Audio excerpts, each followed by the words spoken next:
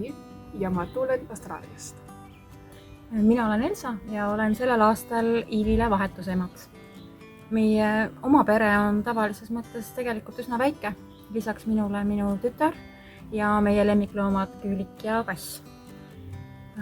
Viimasel 3 aastal on meie pere aga märkimisväärselt kasvanud, sest oleme kodu avanud ka vahetusõpilastele 2 eelmisel aastal Jaapanist ja nüüd Austraaliast.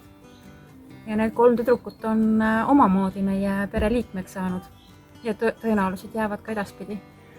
Me oleme õppinud tegema Jaapani toite, elanud kaasa Jaapani